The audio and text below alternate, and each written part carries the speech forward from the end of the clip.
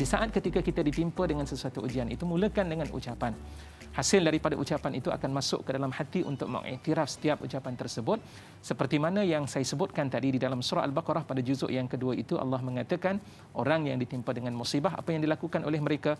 Alladzina idza asabathum musibatun qalu inna lillahi wa inna ilaihi raji'un.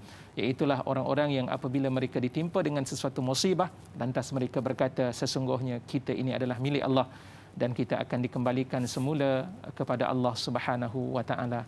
Itu di antara ucapan tanda kita beriman kepada Allah Subhanahu wa taala. Dan yang kedua, tabah untuk kita meletakkan perasaan dalam hati kita menerima sesuatu itu dengan ikhlas dan juga redha kepada Allah Subhanahu wa taala. Dan ini disebutkan oleh Nabi sallallahu alaihi wasallam dalam sebuah hadis baginda sallallahu alaihi wasallam, sesungguhnya apabila Allah cinta, apabila Allah sayang kepada sesuatu kaum itu, maka Allah Subhanahu wa taala akan uji mereka. Fa in radiya, jika dia redha dengan ujian daripada Allah, maka Allah akan berikan keredaan kepadanya.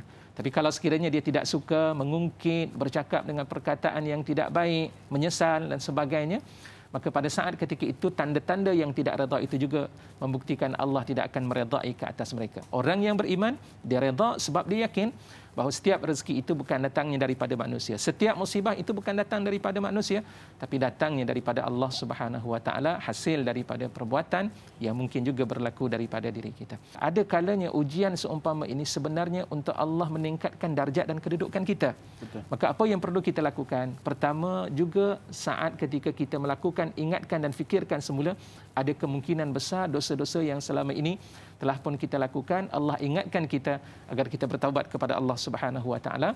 Maka gunakan lidah kita juga untuk beristighfar kepada Allah Subhanahu wa taala. Faqul tastaghfiru rabbakum innahu kana ghaffara yursilis samaa'a 'alaikum midrara wa yumdidkum bi amwalin wa banin wa yaj'al lakum jannatin wa yaj'al lakum anhara. Itu ayat yang Allah katakan, aku telah katakan, minta ampunlah kamu kepada Allah, maka Allah itu Maha Pengampun. Lantaran daripada itu Allah akan menurunkan nikmat-nikmatnya yang berupa hujan, nikmat yang berupa anak, nikmat yang berupa harta, nikmat yang berupa sungai dan kebun-kebun yang disediakan oleh Allah Subhanahu wa taala hasil daripada istighfar tersebut. Dekatkan diri kita kepada Allah dan eratkan hubungan kita sesama umat manusia yang ada bersama dengan kita, kerana itu juga adalah merupakan penyebab untuk Allah Subhanahu wa taala mengangkat dosa-dosa kita dan menjadikan kita sebagai hamba yang diterima dan diredai oleh Allah Subhanahu wa taala, insya-Allah.